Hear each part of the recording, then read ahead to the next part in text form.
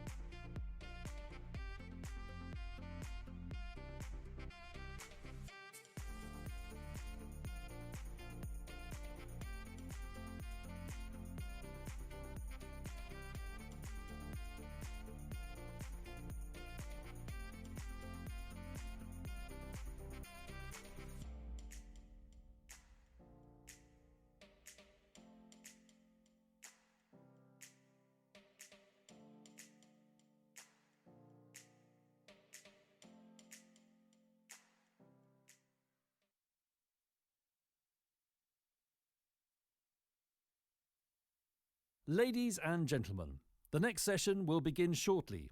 Please take your seats. Ladies and gentlemen, the next session will begin shortly. Please take your seats.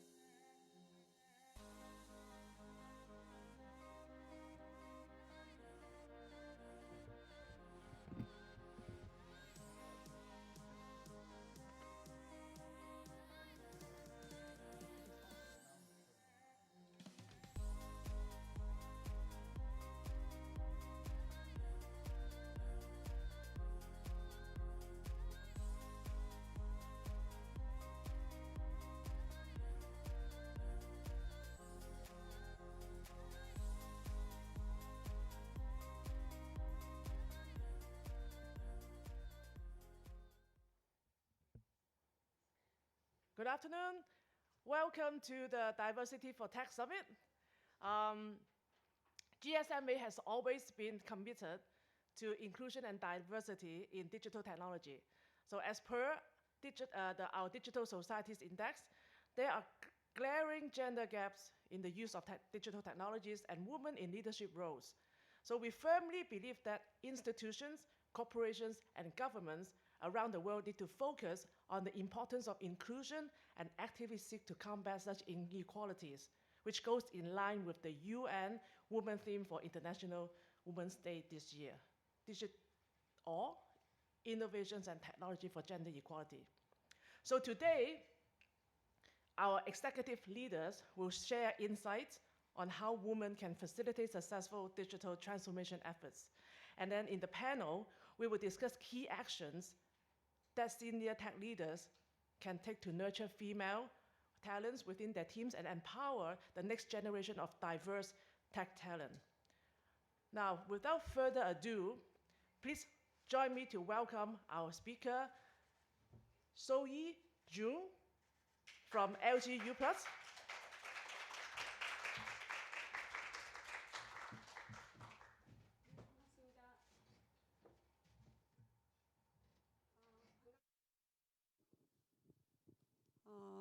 저는 그 통신 전문가가 아닙니다. 예, 다 통신 전문가가 아니고, 그리고 그렇다고 리더십의 전문가는 아니지만 오늘 디지털 그리고 DX에 필요한 여성 리더십에 대해서 이제 주제를 받았는데 DX에서 여성과 남성의 리더십이 다른 건가? 라는 좀 고민을 하게 됐는데 사실 다르지 않거든요. 다만 오늘 이제 제가 말씀드리고 어떤 말씀을 드려야 될까 생각을 해보니 제가 마침 운 좋게도 디지털 기업에 일을 하고 있는데 여성의 그 리더들이 어떤 토양에서 많이 성장할 수 있을까라는 고민을 좀 같이 해봤으면 좋겠습니다. 네. 그 통신 쪽 그 세미나 컨퍼런스다 보니 이 주제가 굉장히 제너럴하지 않아서 소수의 인력만 오시게 됐는데 그래서 더 부담 없이 더 편하게 이 주제를 발표하게 되는 것 같습니다. 감사합니다. 네. 저는 LG U+라는 통신 회사에서 근무를 하고 있습니다. LG U+에서 제가 맡은 업무는 AI와 데이터의 엔지니어링을 맡고 있습니다. 근데 제가 LG U+를 조인을 한 것은 2019년에 조인을 했고 그 전에는 IT 회사들을 한 3군데 정도 다녔습니다. 네. 그리고 제가 맡은 업무는 데이터 쪽의 데이터의 분석, 데이터 엔지니어링, 그리고 AI의 프로덕트 디벨롭먼트, 그다음에 데이터와 AI의 플랫폼을 개발하고 운영하는 역할을 하고 있습니다. 그래서 요즘 그 유행하는 모든 것들을 잡다한 걸 다 한다고 보시면 되는데요. 그래서 통신은 모르지만 요즘 DX에 필요한 기술에 대해서는 알고 있고 그 일을 하고 있다. 이 일을 하시면 될 것 같습니다. 네. 그 회사에서 여성들의 구성을 보면 대부분 여기 주니어에서 시니어로 좀 넘어갈 때쯤 되면 우수수수 다 나가버리십니다. 네. 그거는 어느 회사든 다 거의 공통인데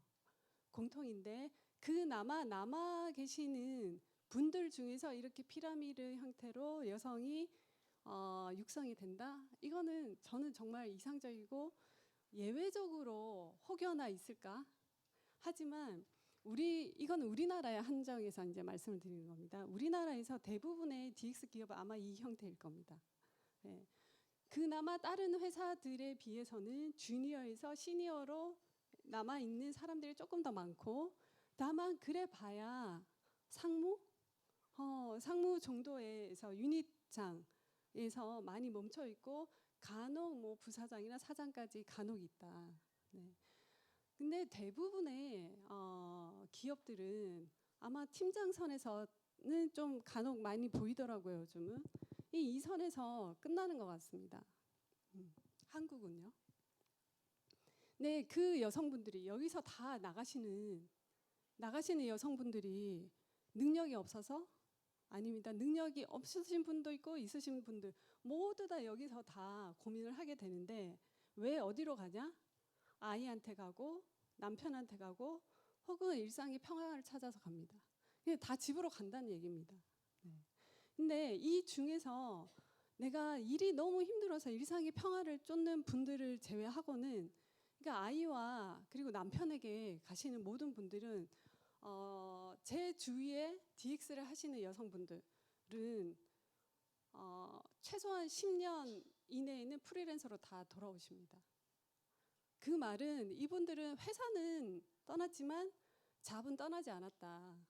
근데 왜 회사를 떠났어요? 같은 일을 하는데 생각을 해봤어요. 이거는 어디까지나 주관적인 저의 경험과 제 주변에 있는 DX를 하시는 여성분들의 사례에 한해서 제가 말씀을 드리는 겁니다. 저렇게 시니어에서 혹은 시니어에서 조금 더 경력을 쌓았는데도 불구하고 다 버리고 나가실 때 나가시는 여성분들 경우 나가실 때 다 저울질을 합니다. 제가 이 가정과 나를 희생해서 이 회사에서 롱런할 수 있나? 혹은 내가 남아있을 때에 얻는 가치가 더 클까? 근데 보니까 회사에서는 여성의 TO가 있네? 다들 아실 겁니다. 회사에 특히 대기업 같은 경우는 여성 뭐 2명, 3명이 TO가 있다고 얘기를 하죠. 근데 그 TO에서 내가 살아남을 수 있을까? 그리고 이런 권위적인 조직, 그리고 수직 체계에 있는 조직에서 내가 오랫동안 버틸 수 있을까? 그래서 이런 고민을 하다가 여성 임원들한테 찾아가요. 한번 물어봐요. 상무님, 전무님, 어떻게 일하셨어요? 어떻게 여기까지 오셨어요? 그러면 그 상무님과 전무님들 얘기하세요. 내가 예전에 프로젝트를 할 때 결핵에 걸렸었는데 내가 마스크 끼고 나와서 일했잖아. 그리고 내가 허리 디스크가 걸렸는데 그 아침에 못 일어나겠는 거야. 근데 내가 허리 이래가지고 회사에 갔잖아. 가서 의자에 앉아있지도 못하고 이렇게 서가지고 나 회의했어. 그리고 내가 임신을 했는데 이제 막달이야. 그게 내일 이제 출산일이에요. 근데 그 전날까지 6시까지 근무를 하고 퇴근을 해요. 퇴근을 해서 그 다음날 이제 병원에 검사를 받으러 가는 중에 양수가 터졌어. 그래서 애를 그날 낳았잖아. 이런 무용담을 해요. 그러면 이 듣는 여성 후배들이 어떤 느낌일까요? 와, 진짜 대단하다 이런 느낌이 아니라 나 진짜 여기 빠져나가야 되겠다. 예, 제가 사실 아까 그 무용담을 막 자랑 삼아서 얘기를 했었거든요, 예전에. 근데 지금은 너무너무 반성을 하고 있거든요. 그때는 맞고 지금은 틀리다. 지금은 문화가 굉장히 많이 바뀌었는데 이런 것들의 그 경험을 한번 딱 하게 되면 회사에서 나는 내 길이 아니다. 다 나가버리게 되는데 그럼에도 불구하고 제가 왜 그나마 여기라도 서 있을까라고 한번 생각을 해보면 저는 한 3가지의 좋은 점을 제가 좀 받았다라는 생각을 하는데 하나는 조직 문화.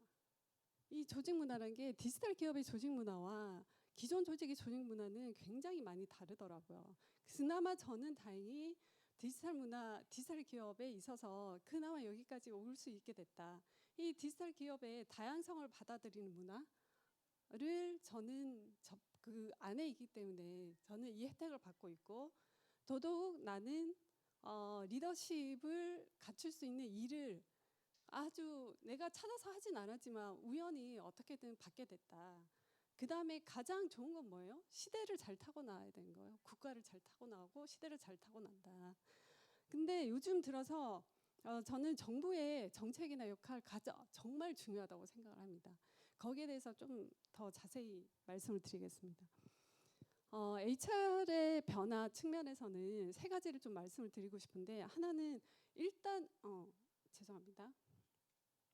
일단은 석세서가 많아야 된다. 석세서 풀이 진짜 많아야 돼요. 우리 보스들이 여성분을 시키고 싶어도 그 작은 석세스 풀에서 정말 시키기 어렵거든요. 근데 그 석세스 풀을 내가 석세서가 되려면 그리고 우리 후배들이 석세서가 되게 하려면 일단 TO라는 장벽을 느끼게 하면 안 됩니다.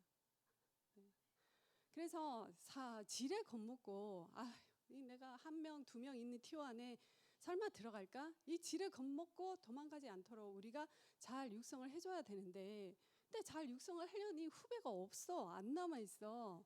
근데 이 후배들이 남아있게 하려면 일단 컬처가 변해야 됩니다. 네. 이거는 저는 이제 결과론적으로 말씀을 드리는 거예요. 결과론적으로 나는 이런 컬처 때문에 나와 그리고 나의 후배, 나의 동료들이 진짜 많이 육성이 됐다라는 걸 이제 전달을 드리는 건데 옛날에 중후장대한 산업, 특히 우리나라 같은 경우 제조업이 되게 많잖아요. 남성 중심적으로 이제 조직 구조가 되어 있고 그리고 수직적인 문화예요. 일사불란하고 그리고 그 상명하복의 문화잖아요.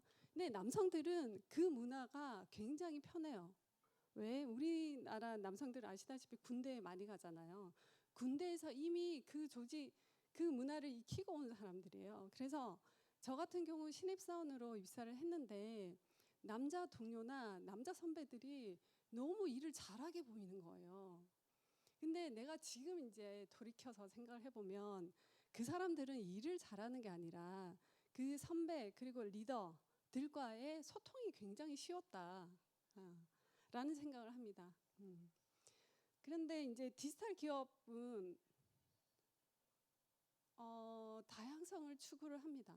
다양성을 추구하는데 저는 그 다양성을 드라이브를 한 그 세 가지, 이 세 가지 애자일, 오픈, 자율 가장 중요했다고 생각을 합니다. 작은 조직 구조로 기민하게 빨리 갈 수 있는 조직 구조, 그리고 오픈. 이 오픈이 저는 여성들에게 정말 중요한 하나의 핵심 철학이라고 생각을 하는데요. 제가 그 PA 프로젝트 매니저를 할 때 한 1조 가량의 프로젝트를 하면 각 그 시스템별 프로젝트 매니저가 있잖아요. 한 100명의 프로젝트 매니저들이 한 이제 위클리 미팅을 해요. 그럼 여자는 저 혼자예요. 그러면 남자들은 남자들만의 프로토콜이 있어요. 근데 그 프로토콜이 뭐냐? 회의를 하고 쉬는 시간에 담배방에 가요. 담배방에 가서 자기들끼리 회의의 결론을 내버리고 와요. 혹은 술자리나 그리고 그들만의 커뮤니티가 있어요. 거기서 그러니까 그때 제가 생각했을 때는 아주 좋은 정보들이라고 생각되는 정보들이 교류가 됐다라고 생각을 하고 있어요. 근데 요즘 디지털 기업에서 어떻게 해요? 모든 정보가 다 공유가 돼요. 지라, 컨플런스, 팀즈, 슬랙. 그러니까 공유를 하지 않으면 일을 못하는 사람인 거고 굉장히 편협한 사람인 거고 이 사람은 우리 회사에 도움이 안 되는 사람이다 라는 인식을 하고 있잖아요. LG U+도 그렇습니다. LG U+도 모든 정보 제가 2019년에 와서 우리 통신회사는 데이터가 굉장히 많잖아요. 근데 이 데이터를 각 부서별로 부서만 갖고 있고 공유하지 않는 데이터들도 꽤 있었어요. 그래서 그 데이터를 다 그냥 강제로 시스템으로 다 공유를 해버렸어요. 그래서 공유하지 않을 데이터는 나한테 와서 왜 공유를 하면 안 되는지 사유를 다 자세히 설명을 해라. 그럴 때만 공유하지 않겠다. 그거 했더니 공유하지 않는 데이터가 없어졌어요. 근데 데이터뿐만이 아니라 회사에는 여러 보고서들이 있잖아요. 경영진들에게 올라가는 보고서들. 작년부터 LG U+는 모든 보고서가 다 공개돼 있어요. 심지어 CEO와 하는 경영회의 보고서조차 컴플러서로 다 확인 가능해요. 이제 정보가 권력이 아닌 거예요. 그래서 특히 여성들에게 이 정보가 권력이란 게 왜 실감이 나냐? 이 메이저 플레이어들이 다 남성들이잖아요. 남성들은 남성들의 커뮤니티에서 이 정보가 교류가 된단 말이에요. 그래서 저는 DX 컬처 중에서 오픈 공유 문화가 여성들에게 가장 좋은 무기 토양이 되고 있다라고 생각을 합니다. 네. 그다음에 아무리 여성 석세서가 많고 그리고 좋은 문화를 가졌다 하더라도요. 이미 계신 C레벨들은 이 문화에 익숙치 않으신 분들이세요. 하지만 여성 리더를 승진을 시키신 분들은 누구세요? 이 C레벨들이세요. 근데 제가 많은 이제 C레벨들을 한번 겪어보면 여성분들을 그걸 뭐라고 표현해야 되죠? 불편해한다고 해야 되나요? 이건 의도하지 않는 거예요. 그냥 불편한 거예요. 편하지 않은 거예요. 점심을 업무 런치 미팅을 하더라도 여성들하고 자연스러운 대화가 힘드신 분들이에요. 그러면 같은 성과와 같은 역량을 가진 사람이라도 내가 누구를 승진시키고 싶고 누구를 데리고 가서 파트너를 만나서 딜을 하고 싶겠어요. 네. 그래서 저는 이 저변을 더 확대를 해야 된다. 그래서 이 C레벨들이 여성과의 소통이 굉장히 자연스러운 문화가 언젠가는 될 거다. 하지만 이 속도는 좀 더 가속화됐으면 좋겠다라고 생각을 하고 있습니다. 그다음에 우리가 리더로서 또 이 후배들에게 해줘야 되는 역할들이 있습니다. 그들에게 이제 플레이그라운드를 줘야 되는데 저는 그러니까 우리 한국에 한해서 말씀을 드리면 이 남성분들은 군대에서 이게 여러 후배들을 다스리고 조직 체계를 한번 경험을 해보신 분들이에요. 그래서 회사에 들어오면 이 조직 구조는 후배들을 이끄는 리더십이 아무래도 저희보다는 뛰어나요. 저도 그렇게 느꼈거든요. 그게 일을 잘하는 모습처럼 보였는데, 그러나 우리는 그냥 그걸 경험하지 못했을 뿐인 거예요. 그래서 4년, 5년 지나면 그게 평등화되고, 오히려 저희 MBTI 아시잖아요. 여성과 남성이 다른 게 아니라 그냥 사람 각자가 다른 거잖아요. 그래서 리더십이 뛰어난 여성분들이 오히려 두각을 나타내는 경우를 저는 굉장히 많이 봤습니다. 네. 그래서 저는 좀 저희 여성 후배들한테 조금은 더 엄격하게 하는 편인데요. 중요하고 큰 스케일의 프로젝트는 여성들에게 좀 리더, 그 프로젝트 매니저, 프로덕트 매니저를 맡는 것들을 억지로라도 많이 그 기회를 많이 줘야 된다고 생각을 합니다. 그리고 롤모델로서 우리 여성 리더들이 우리 후배들에게 롤모델로서 말씀드리고 싶은 거는 남성 중심의 조직 문화다라고 했을 때 그들의 프로토콜이 있어요. 하지만 디지털 기업은 이 프로토콜이 많이 지금 다양화됐습니다. 그래서 여성 리더들이 굳이 남성성을 가지고 남성의 프로토콜을 따라서 보여줄 필요가 없다라고 생각을 하고 있고, 그리고 더욱더 저희가 후배들한테는 우리가 일을 하는 이 과정이 굉장히 행복한 과정이고 즐거운 모습을 우리가 스스로 보여줘야 됩니다. 근데 그리고 더욱더 우리가 한국은 특히나 더 우리가 가정을 소홀히 하고, 그리고 아이보다 일을 좀 중시해야 여성 리더가 일을 잘하는 리더, 역량이 있는 리더라고 인식을 해왔었는데 이제는 그렇지 않습니다, 여러분. 가정이 평화롭고 그리고 가정과 행복해하는 모습을 보이는 리더가 조직을 행복하게 하고 저는 후배를 행복하게 하는 건강한 리더라고 생각을 합니다. 네.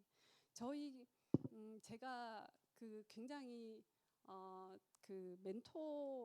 여러 멘토들이 있는데, 어떤 멘토는 그 회사에 이제 여러 임원들이 다 골프를 치잖아요.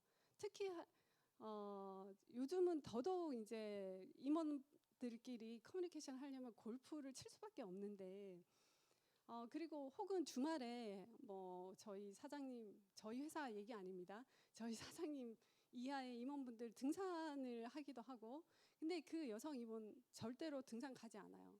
주말에 골프 가지 않아요. 네. 그래도 승진 잘 하시더라고요. 네.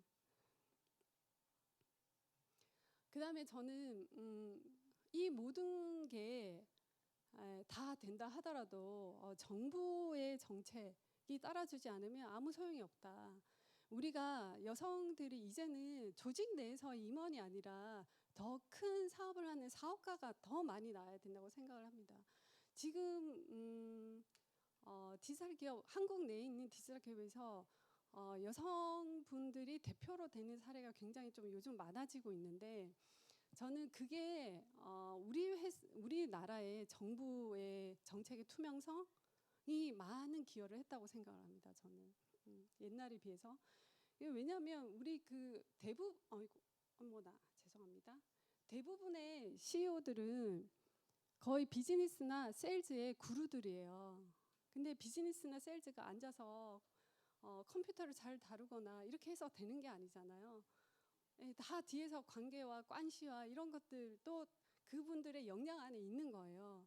근데 사실 우리하고 잘 맞지 않는, 여성분들하고 잘 맞지 않는 그런 문화란 말이에요.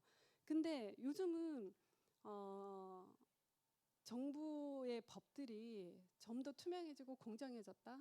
특히 저는 정말 많이 느끼는 게 공무원들하고 5만 원 이상 식사 금지죠, 저희 나라가. 네. 그거 된 후에 정말 일이 너무너무 쉬워졌어요. 네. 실제로 우리 솔루션의 우수성이나 프로덕트의 우수성만 입증을 하면 그냥 윈을 하는 거예요. 사전에 제가 얼마나 많은 술자리와 얼마나 많은 접대를 해야 됐겠습니까? 이제는 정말 그걸 안 해도 되니까 사회적으로 비효율적인 비용 없어졌죠. 그리고 여성분들뿐만 아니라 남성들도 그러니까 역량이 있는 사람들이 자기 역량으로 그냥 윈을 하는 경우를 굉장히 저는 많이 봤습니다. 일단 저조차도 사실은 이 법 때문에 저도 일을 하기가 굉장히 편해진 사람입니다. 네. 그리고 코비드-19 때문에 이게 정말 굉장히 슬픈 일이긴 하지만 이것 때문에 사실 저희가 얻는 혜택이 굉장히 많아요. 회사의 문화가 굉장히 많이 달라졌잖아요. 그러니까 저는 권위가 많이 없어졌다고 생각을 합니다. 회사 내에서. 네. 그래서 저는 일단은 정부의 정책이 우리 여성의 리더 사업가가 성장을 하는 토양이 된다라는 걸 좀 말씀을 드리면서 오늘 발표를 마치겠습니다. 들어주셔서 감사합니다.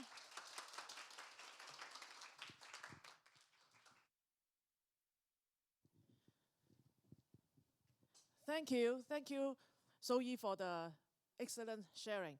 So I would like to introduce our second speaker on stage. Please join me to welcome Arjun Lee from UN Women of Excellence, Korea. Thank you, Arjun. Everyone. Thank you so much for having me today. And I'd like to really thank GSMA for its leadership on really organizing this important debate. I think this shows GSMA's commitment to equality and inclusivity. And I hope that we had more people in this room, but those of you who are in this room, I just really want to thank you, really, from the sincerity of my heart, for your interest in this very important topic. Now, can you hear me? Sorry. Okay, so I just wanted to thank GSMA for organizing this important forum. This is a very important issue that concerns not only women, but women and men, all of us in this planet. But I think often this issue is regarded as a women's issue, and this is partially because why we have less people in this room, perhaps. And in this regard, I'd like to sincerely thank all of you who are in this room today because you care about this issue. And I just want to acknowledge and really thank you for being here and sharing this concern with us. Now, ladies and gentlemen, it is my great regret to inform you that according to UN Women, it's going to take another 286 years to remove discriminatory laws for women and girls and to achieve gender equality. 300 more years. We'll be all dead, and our children and grandchildren and their grandchildren may not see the day of the light. This is why UN Women is working towards the empowerment of women and gender equality. We have many offices around the world, but our really mission is to really help governments, civil societies, and companies and individuals to achieve their vision of gender equality and better future for women and men and boys and girls. Now, these are women, UN Women's Goodwill Ambassadors, some of the familiar faces, probably Nicole Kidman, Anne Hathaway, and Emma Watson, who have been advocating for this important message that we cannot wait for another 300 years unless we take very serious actions. Now, you may think that we are just talking about women's issues or diversity, inclusion, the same old things. But I just wanted to highlight this message coming from the United Nations that these issues that we are talking about here today, thanks to GSMA, it was exactly the topic of the 67th session of the Commission on the Status of Women by the United Nations earlier this year. This is the biggest international conference organized by the United Nations in New York, and 7,000 people this year gathered to talk about innovation and technological change and education in the digital age for achieving gender equality and empowerment of women and girls. The Commission really highlighted the fact that while technology has transformed societies, promoted innovation, and offered opportunities, it can also be used to perpetuate gender stereotypes and negative social norms and create vicious cycles where inequalities are amplified and perpetuated through digital tools. And the Commission also reaffirmed the importance of the participation and leadership of women in decision-making related to information and communication technologies. Now, you may not believe me, so I have a quote from our Secretary General of the United Nations. He stated at this important event the following: "Big data is the new gold and the foundation of today's political and business decisions. But it often ignores gender differences or turns a blind eye to women altogether, resulting in products and services that bake in gender inequality from the start. We see gender bias algorithms proliferate everywhere. We cannot let the Silicon Valleys of our world become death valleys for women's rights." And I thought this really captured well of the United Nations commitment to this important issue, that this is not just a women's issue, but this is about something very much bigger. So again, this backdrop from the United Nations perspective, I just wanted to take 10 more minutes with you to think about how leaders can facilitate then successful, meaningful digital transformation efforts. And I just want you to remember 4 key points from the global perspective and make conscious efforts to address them.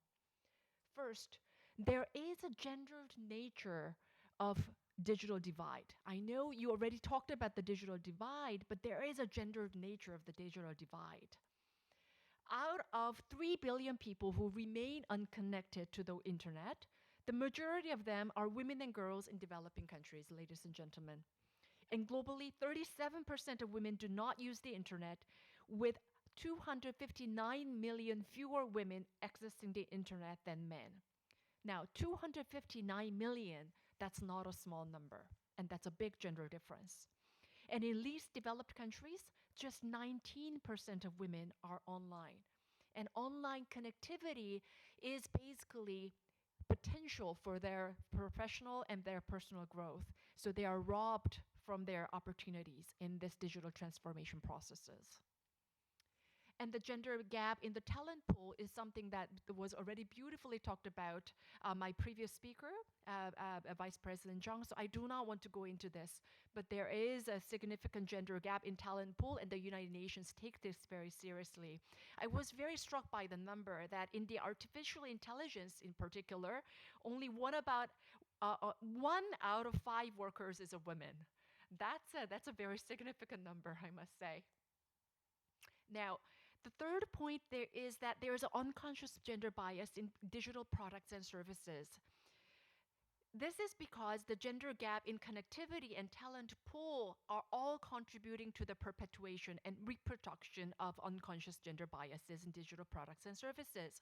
Now, for those of you who can read Korean, can you see how the translation of the same word naughty results in different wordings for the girl? Now, if you type in naughty girl, it translates into literally a bad person. If it is a naughty boy, it says a playful person. So why is it so different? We are talking about the same word. This signifies that there is a gender bias that we already have had for centuries long in our societies that are being reproduced and being proliferated thanks to our digital technologies. See, the AI technologies are only reproducing what we already have. So unless we take conscious efforts to recognize and to correct those gender biases, this is what's going to happen exponentially. Now, the fourth one is a serious one. The United Nations is calling what the shadow pandemic of the technology-facilitated gender-based violence. Now, I just wanted to bring to your attention that the global study by the Economist Intelligence Unit found that 38% of women have had personal experiences of online violence, and 85% of women who spend time online have witnessed digital violence against other women. That's a huge number.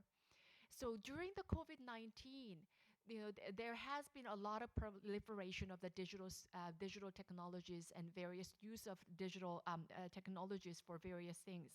But the shadow pandemic, the digital gender-based violence has also proliferated, and the United Nations is really seeing this with great alarm. What we are seeing in terms of the being reported by the police is only the tip of the iceberg, because most of the gender-based violence that is taking place online are not being reported. And this is a very scary fact. And a police officer that is a friend of mine, she told me that this basically means that basically in the bedrooms, in the closed doors, we do not know what our children are experiencing. And this is a scary thing, and this is, again, becoming a pandemic of its own. And we cannot just call this as a collateral damage of digital transformation, but we rather need to take proactive measures to prevent the risks of our technologies that are meant for good, for being misused for evil. Now, against these four major trends that UN has highlighted, I just wanted to urge the leaders in this room to kindly remember 4 action points. First, please make conscious efforts to develop products and services and advocate for policies and incentive structures to deliberately target and include those women and girls who are left behind in the current digital transformation processes. Please do not turn a blind eye to those who are disconnected, because their future will be robbed forever. Second, please take actions to identify and eliminate gender biases in products and services and advertisements, as well as corporate policies and activities. Third, please please pay attention to the gap in the talent pool and exercise your influence to create an ecosystem in which other women and the next generation of women can enter, thrive, and climb up the ladder in the industry. And then, as I just said, we need to really make conscious efforts to design our products and services in ways that are fostering a safer digital environment for women and girls to thrive, not the other way. Now, more at the institutional and individual level of leadership, I just wanted to humbly make 3 additional points that are not in the PowerPoint presentations. Now, ladies and gentlemen, while progresses have taken place, women worldwide still make only 77 cents per every dollar earned by men. And it's going to take, according to UN Women, another 70 years to close this gender pay gap at the current rate of progress. I don't know about you, but in 70 years, I'm certainly not going to be receiving salaries. And furthermore, during the COVID-19 pandemic, millions of women were forced to leave their jobs to take care of their families, and this especially hit hard for working mothers. According to UN Women, women during the pandemic did an additional 512 billion hours of unpaid care work at home. 512 billion hours. That's a lot of hours of unpaid care work. Now, there's a term called the motherhood penalty. And I hope and I trust that everybody in this room can agree that no parent should be penalized for having their children and having to take care of their families in homes and communities. Second, as leaders, I'd like to implore all of you to not only empower women in the first place, but to help women stay empowered through their life cycles. Now, including the United Nations, I think a lot of good initiatives have been taken to really support women, to educate women, to support their career development in the earlier stage. But I think we are not doing perhaps enough to help those women who look okay, but yet find themselves constantly being hit hard and on the verge of collapse due to demanding responsibilities as caretakers and managers at the same time. Just as it's important to empower women in the first place, I think it is equally important to proactively look out for those who are suffering silently and helping them stay afloat.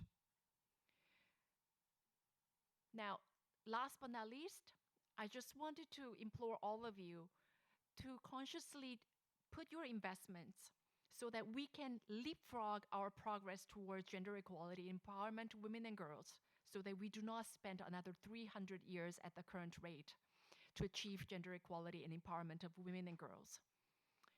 And I believe that this digital transformation has the potential to really change the status quo and to make exponential expedition of the progress towards this goal that we cannot imagine in the last generations.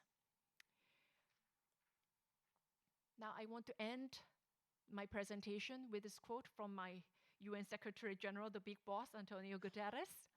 Promoting women's full contributions to science, technology, and innovation is not an act of charity or a favor to women. It is a must, and it benefits everyone. So I wanted to just leave you with this quote and remind ourselves that what we are talking about is not just a women's issue. It's not just the issue, same old issue, but this is an issue that is taken up by the United Nations as one of the greatest challenges of humanity. Therefore, what you are doing in your private companies, this is in line with the United Nations commitment, and you are doing something very strongly important. So thank you very much.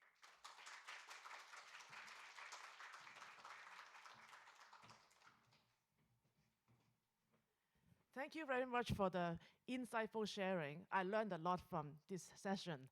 I would like to introduce our next speaker, Jeanette White, our head of public policy of the GSMA Asia Pacific. So Jeanette will be our moderator for the upcoming panel. And I would like to leave it to Jeanette to introduce the panelists of this panel. Okay, the mic. Oh, where's the handheld mic? First of all, can we do some furniture removing? Yeah. Because we need to get, I'm not having my ladies stand up on this stage, and gentlemen actually. So I'd like some assistance from somebody, anybody, to get these chairs moved, please. Gentlemen, thank you.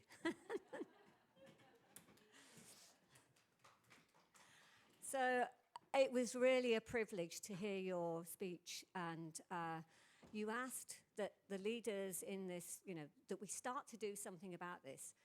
And it's really my privilege to be able to bring this panel together by individuals, men and women, who are doing things in their prospective careers to address these issues. So I'm going to invite the panel to the stage. So first of all, Vicky Zhang, the Vice President and Corporate Communications Department at Huawei. So Vicky, yes. And then next, I'd like to invite Mike Kim, the head of Google for Startups APAC and Korea. Mike. Our next panelist is Maria Teo. Maria brings a wealth of expertise and experience as a community manager in the Partnerships and Initiatives Division of the Tony Blair Institute for Global Change. Last but not least, our final panelist is Sarah Park, HR Director for Korea, Taiwan, and Mongolia for Schneider Electric. So I'm looking forward to a lively discussion. I'm going to make sure we have a lively discussion. I've spoken to the panelists. We've got some questions, but we're hoping to have, a bit of interaction. But I give you all a chance first to say something. So I'm going to start off with Vicky. So Vicky is the Vice President and Corporate Communications Department of Huawei. So most of you know that that's a very large global organization. So Vicky, can you share some of the initiatives or strategies that you have implemented to promote gender diversity and inclusion within your workforce? Thank you, Janet. And thank you all the audience here. Yeah, and I have the honor to share our initiatives in Huawei about women gender equity. Yeah. In Huawei, nowadays we have the 40,000 women employees in our organization. But it's a big amount, but it's still, for the percentage, it's just the average you shared. It's only 21% of the whole employee. But we have a lot of outstanding women experts, both in our top executives. We have our rotating chairwoman, actually, yes. Yeah, and also we have the head of our scientist committee. And also, she also is the head of our chipset company. She also a lady, a woman, and very powerful and encouraged. So that's also, we have some women technical fellows. For example, in our 5G era, we have Dr. Zhu Peiying, who worked in Canada. Yeah, she's the top scientist in this area. And I'm very glad to how to say, know a lot of young generation. Last year's Huawei's top 10 innovations, and one of the innovators was a young doctor. The girl just graduated from Tsinghua University and just joined the company 3 years and has excellent innovative things. So we don't, as an ICT company, we are not at the very, how to say, high level of the gender equity, but we are trying our best to improve it. And for the, in my team, so I worked with my colleague to establish a corporate level initiative called Women in Tech. And there's three items under that. One is Tech by Her. That's the leadership. We want to encourage more women leadership in the company and in the industry. And another one is Tech with Her. We encourage more girls and women to join our industry, ICT industry. We provide trainings and other helps, supports to girls and women. And the third one is Tech for Her. That's Peter, is to using the technical technologies to support women and to help women a better life. That's the thing. So maybe I stopped here. Okay, Vicky. Well, I think there's quite a few initiatives there, so don't be too hard on yourself, you know. So, Mike, as the head of Google for Startups in Asia Pacific, what motivated you to support and champion women entrepreneurs through the Google Asia Women Startup? Well, first of all, thanks for inviting me. It's nice to be on this panel, and it's actually quite special. Actually, just about 5 minutes ago, this year we recently launched a new Women Founders Fund, specifically for women founders in AI. And actually, just in that waiting room over there 10 minutes ago, I had the privilege of sharing the news to one of our founders that they received a $100K check. So it's kind of special to be here. Congratulations. Yes. That's real action. But it's an honor to be sitting on this panel because I think we all have the same vision. Google for Startups has one simple mission, which is leveling the playing field. Diversity and inclusion is actually a core pillar. It is literally my OKR. So every single program we run, whether it's in India, Korea, Japan, we have a D&I OKR. And so it is literally in our DNA to level the playing field. I also noticed in that past slide there, I think that was a Google translation, so I apologize. We need to work on that. But I am so glad you brought that up because actually, when we were creating or thinking about what kind of fund to create this year, we specifically called out an AI Women Founders Fund. That's because AI is going to be the future, but it's incredibly dangerous when 1 out of 5 folks in this industry are women. These things are taking large language models and computing data. So not that men engineers have a negative mind when they develop these things, but sometimes you have that unconscious bias, which results in those results. And so we were very conscious of the fact of the numbers you shared, which is why we wanted to encourage more women founders in AI, which is why we specifically built out this fund. But there's so many programs that we do, so I won't go through the list of it, but it's a core pillar of what we do, and I'm very proud that our team is so passionate about that. Well, thanks, Mike, and it's really good to see that you've listened and going to take some action away. So we've already achieved something today then. I digested that. Yes. So, Marie, if I just move over to you. So you're someone who's also supported both tech startups and I'm always rubbish on with philanthropic organisations working in tech. What role do you see of the public-private partnerships playing in promoting diversity and inclusivity? Yeah. I think they're so important. I think especially when we're talking about the kind of fundamental shift that it's going to take to include women in the workforce and the way women are impacted by technology. That's really going to take the collective action and the coordination across a wide range of stakeholders. For us at the Institute, one of the things that we're quite proud of recently is a partnership that we have with Starlink and the government of Rwanda, where we've provided Starlink terminals, which are high-speed, low-latency internet to 50 schools in Rwanda. Again, sort of bridging that connectivity issue with the goal, hopefully, of rolling that out to about 500 schools in Rwanda. So you can really see these sorts of partnerships address information asymmetries, market failures as well, and that's really the beauty of public and private partnerships. The other thing I'll say, though, is I think sometimes we miss an additional P, which is the people. I think especially as, you know, we've spoken previously as well, the two previous presenters referenced this, we still have disproportionate representation of men in leadership positions. And so it's really important that any policies that are created that implicate women include them and account for the unintended consequences and the complexities of, you know, crafting policies that will work for women. And at the same time, you know, it's also not enough for it to be purely ground up, because you do need the resources and the institutional influence of the public and the private sector. So I think that that last P is the one that I'd say we need to pay more attention to. Thank you. That's a very interesting point, because I know at the GSMA we've actually done quite a lot of work on that, where we're trying to work with governments and, you know, when they're refreshing their policies, to make sure they have a gender lens. I think Gagan's here in the audience, and he, you know, if anyone wants to talk about that afterwards, please go and have a chat with him, because he, you know, he's leading that program.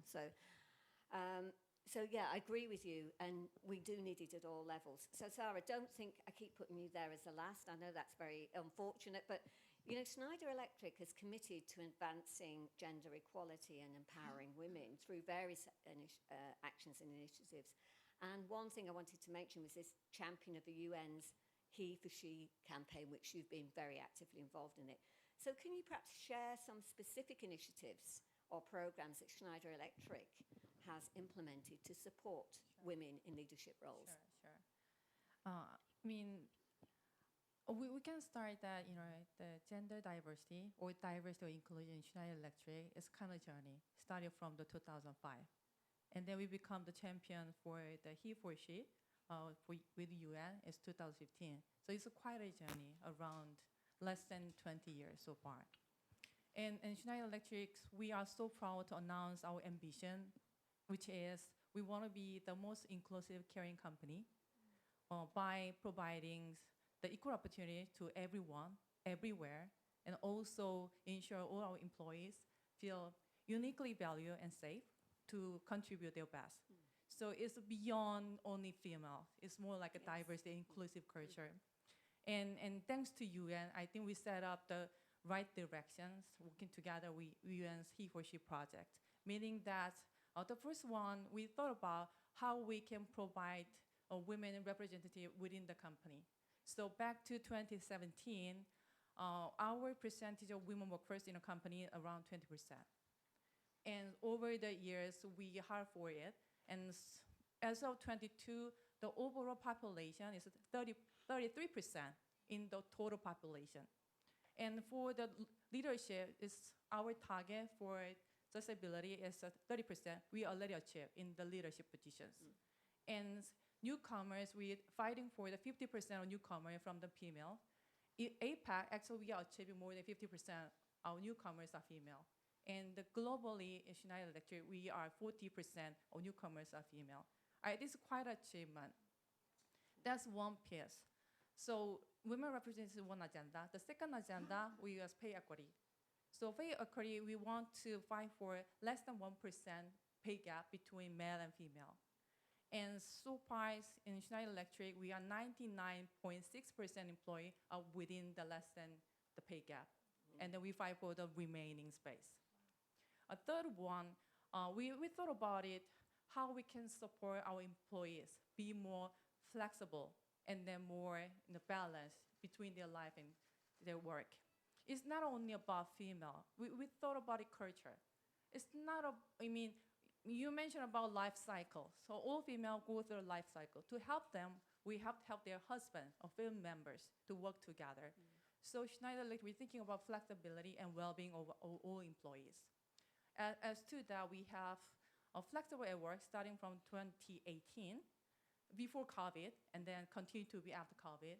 And the second one, we thought about it, the global family care leave, meaning that giving the 20 weeks the pay leave for the primary parents, meaning mother, and then 2 weeks of the leave for the father, the secondary, and also 10 days the global family care leave whenever happen their family members.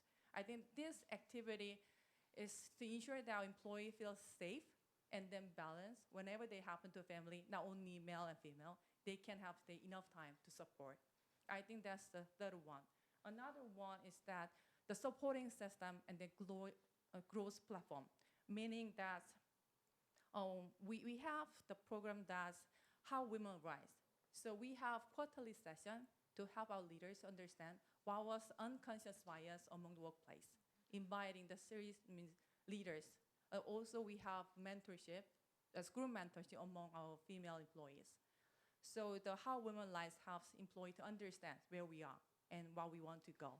Second one, to help our junior female employee become the senior leadership, we have leadership program by pairing the middle to senior female with the senior VP or country president. So they work together, what is the gap, and then how they can accelerate their career path. Another thing is also the education. So we have Schneider Women's Leadership Program working together in SIAD. So we spend 1 year program to help them to, they are equipped to be a next level of leadership. So there are multiple activities. And then not the least, I think the culture back to why we are doing this. I mean, I truly believe that the last call from our big boss in the UN is that it's not a charity, it's not an investment. So we're thinking about it, how we can make it happen to our culture. We believe Schneider Electric is a tech company. And then as a tech company, we understand our end users' demands, needs are diverse, changing every day. Means that our business model has to be changed every day. That's why diversity is very important for the innovation. So if we believe that diverse culture makes the 3 times more innovative, 8 times more financial performing, then why not we do in this way? So diverse inclusion, truly we believe, we take it seriously, and then that's why we're taking so many actions together. Well, thank you, Sarah. Now she's given us some very interesting statistics there and some challenges, I think, for all of us about, how you can, setting the metrics and then trying to achieve those metrics and being inclusive, I think was the key thing that I took away from there. Not just about women, it's about, I think we heard this before, it's the surrounding, ensuring an environment that enables everyone to thrive, and women included. So you've got a flavour of the panel here and what they're like, and you can see they're all doing some fabulous work. So I'm going to ask some questions, general ones here. I'm going to sort of prod a couple of people who I want to answer them, so it's not quite, you don't get quite away with it. So all of you are working in Asia's tech scene, one way or another. So what do you think, and some of you have got global, working global companies. So what do you think are the unique challenges faced by women in the industry? And how can these challenges be addressed? So thinking about, in Asia in particular. So maybe I'll prod Mike on that one. I think the speakers mentioned some really good points. There's a legacy or culture here.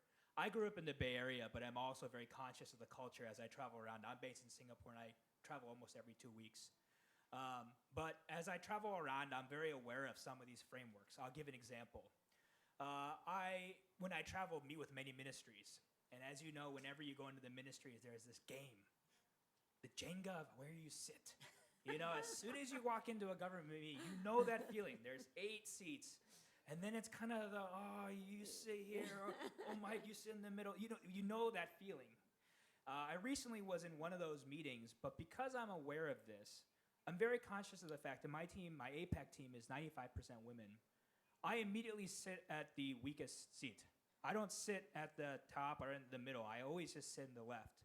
I do this consciously because I know it makes the framework, the legacy, feel uncomfortable, but also because I think it's important that I recognize that this system, just by me sitting at the very far left, can actually start to make people think a little differently.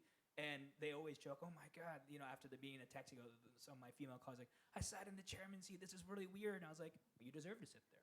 So to your question, I think there are some legacy frameworks that I consciously see, but I also believe that as a man working in tech, to be aware of these things and to create those, even those small things, causes maybe the old system to kind of shake a little. And I think that's at least what I'm conscious of consciously when I'm working in APAC. Yeah. Mike, I think that's a great point because particularly, like you say, working with the government, this shifting of seats. I mean, I can tell you when we organise events like this, oh my goodness, we can spend hours. Where do people sit? Oh, do we do it in alphabetical order? Oh no, that'll upset that one. That will, But actually taking a small step like that makes a big difference. And I mean, just sort of another thing I noticed actually even COVID actually was a catalyst for some of those things because you couldn't have that protocol of necessary sitting around in the seats. So everybody was in the chairman's seat if they wanted to be. So thank you. I think that's a great example of how we can make a difference. So Marie, do you have any sort of views? Because, you're working with these tech companies and, you've seen it from different parts of the world.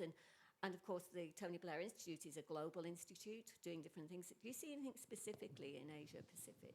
Yeah.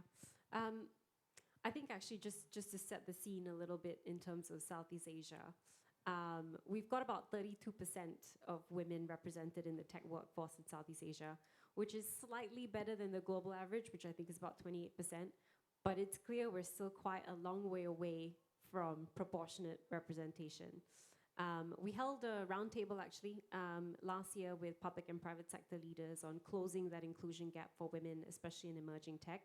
And a big thing that came through was, again, referencing this 30% of women, there's just not enough people, not enough CVs coming in. And the thing that came through as well was these leaders felt like the problem is exacerbated by the fact that they see women who are massively overqualified applying for jobs, or they'll only apply when they meet every single criteria. I see Mike nodding, maybe that's an experience that he's had as well.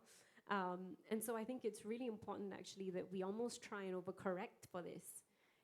Really focus on reward, retention for women who do decide to pursue a tech career.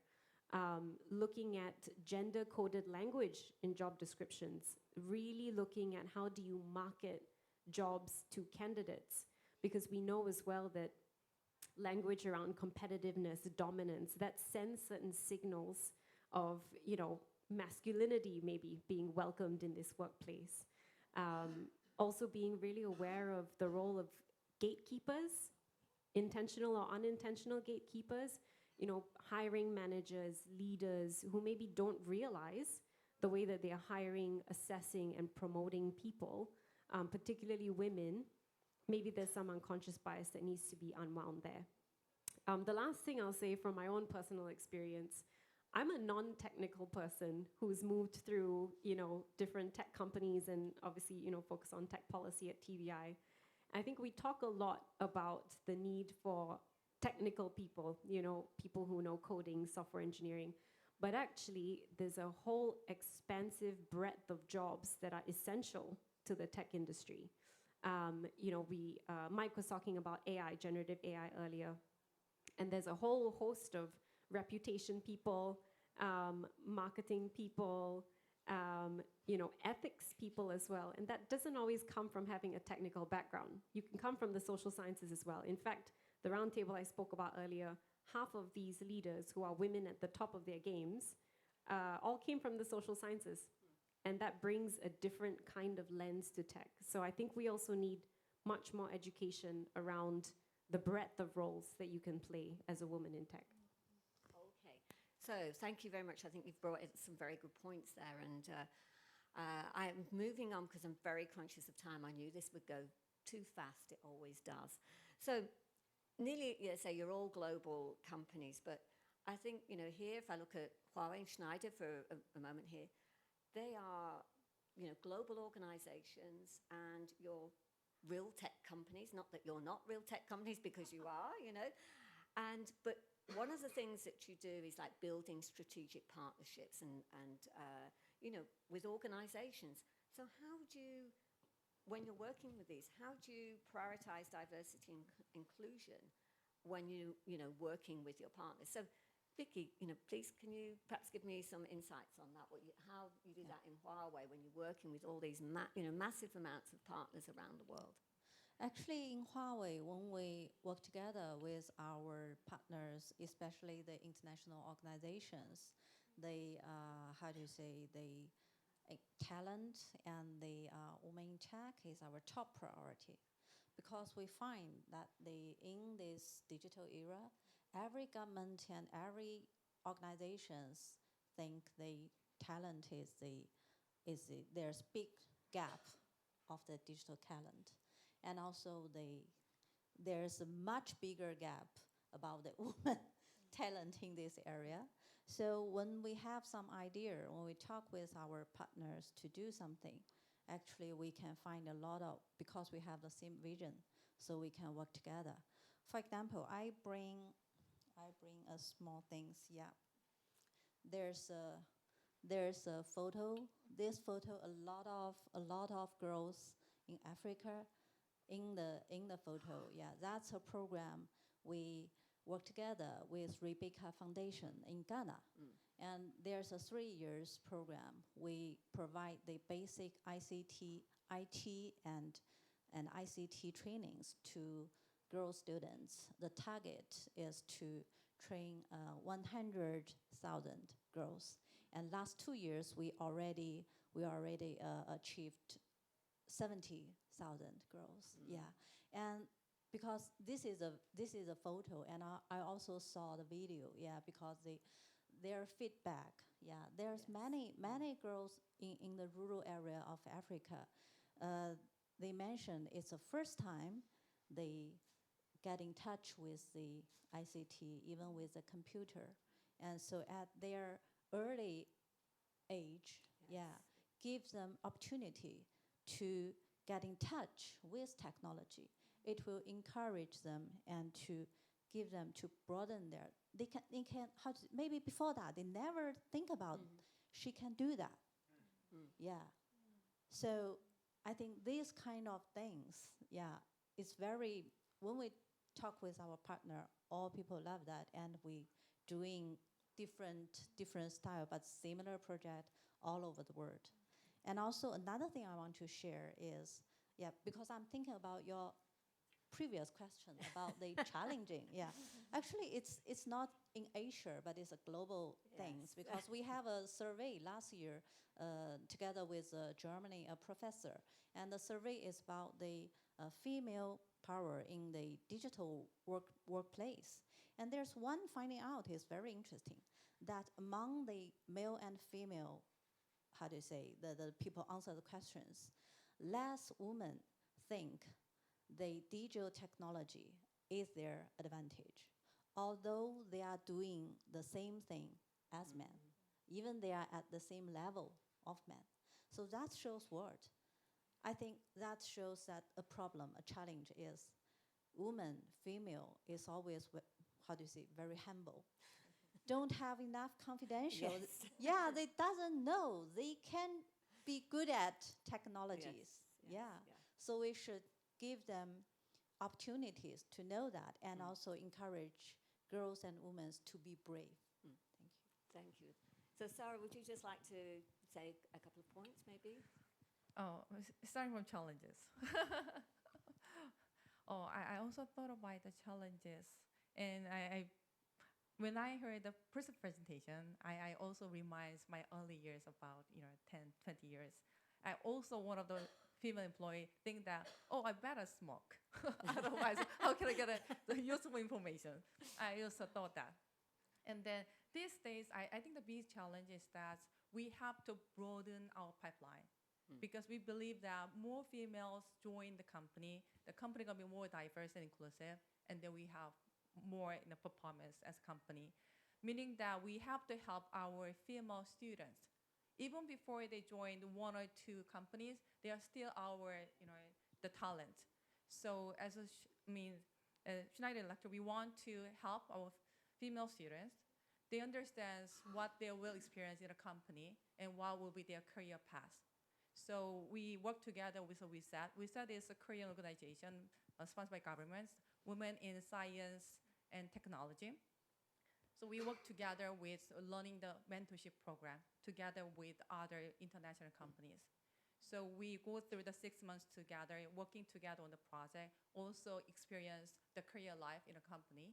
So we try to invest our time and energy because we are the 10 years before them. That we have our obligation, spend our time together to help them to be the future leader. So back to the previous one, the challenge is that how we can broaden our female pipeline for the future. I think that's the one I want to mention.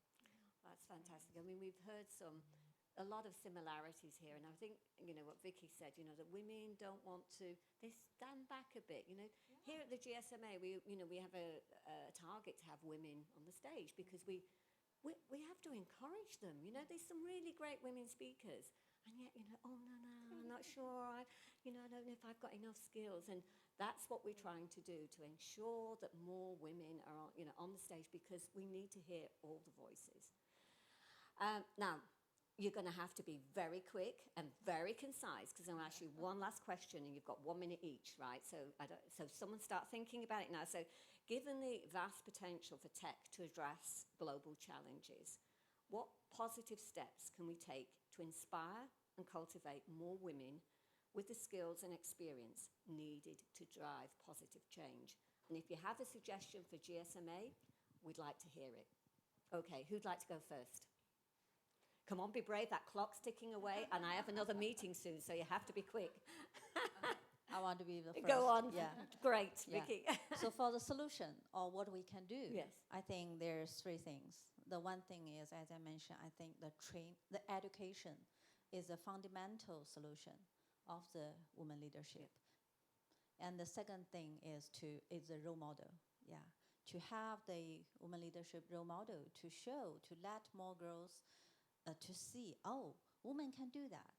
And maybe I can also have the potential to do that.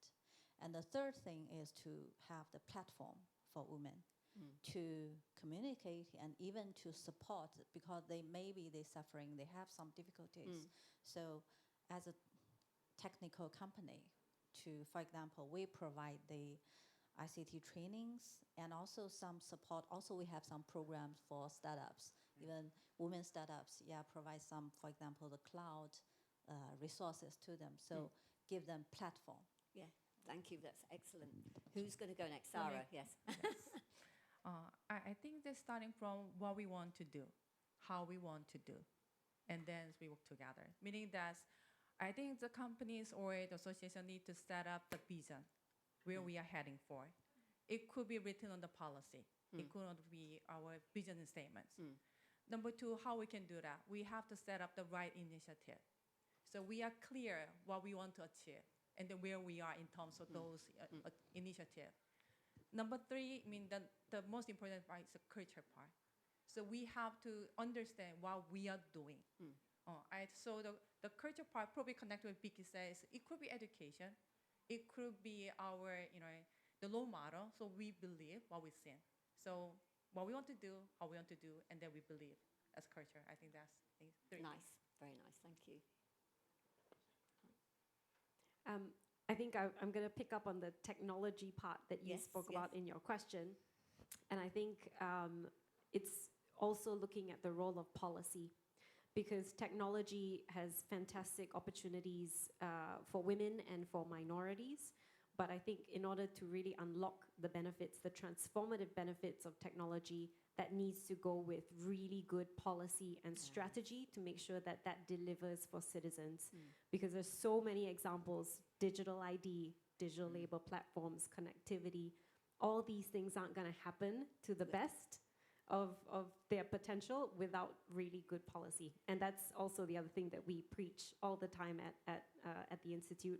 And in terms of, I think the second part of your question was, what can GSMA do? Yes, if you've got it there. This is not just GSMA, this is across the board. I've been to so many conferences where I see manels. Yes. And I'm going to say eradicate the manel, no more manels. And also to just expand the way we think about diversity beyond just men and women, because there's many different ways to think about diversity.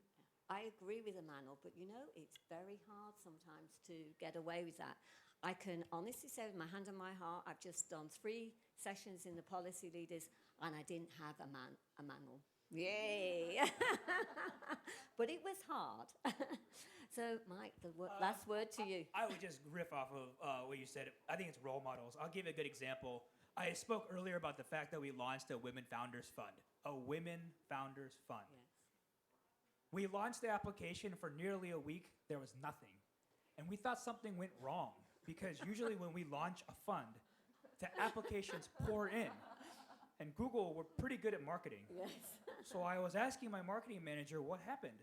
Like, did we not do the LinkedIn post? What's going on? And then when you launch something, there's always a website, and at the very bottom, you know, there's like an info, and if you have a question, no one ever emails that. I was so surprised. All across APAC, many women wanted to apply, but they had questions. I don't fit all the criteria. Can I apply?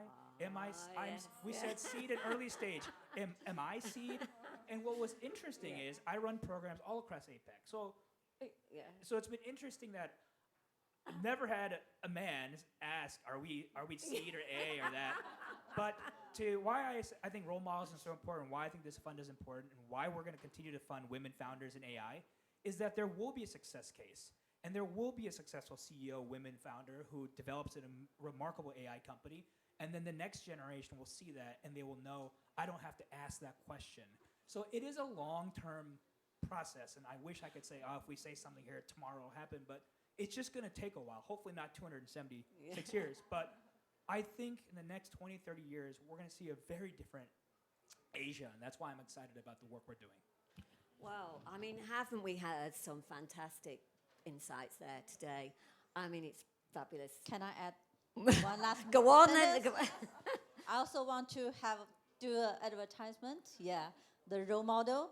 Yeah, here we have a lot of role model. We have a Transform magazine, and one of the issue we interviewed 7 very outstanding women, and their story, their answers will inspire people. So I bring some. Yes, I think so, you know, I think the point, you know, I think Mike made that point though, you know, the women didn't apply because they didn't think they were 100% correct. You know, I've been there too, you know, when in my younger days. I don't care now because I'm old and I think, well, what the heck, you know. But, you know, what can GSMA do? So I just wanted to leave you with one note on that.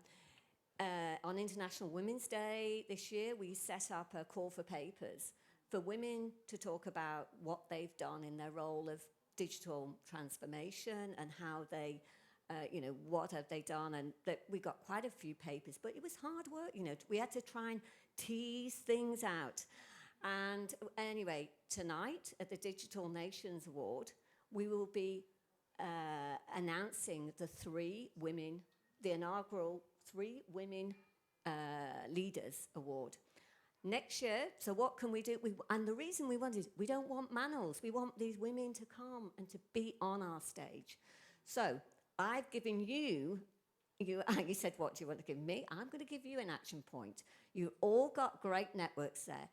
Get them to apply for this. This is just for women, so they can't say I'm not eligible. And let us get them there, because one thing GSMA is, we're very good at marketing and, you know, role models, putting them on stage. So please, and join us tonight for that cocktail and see the inspiring women's stories. So thank you, everybody. Thank you so much. Thank you.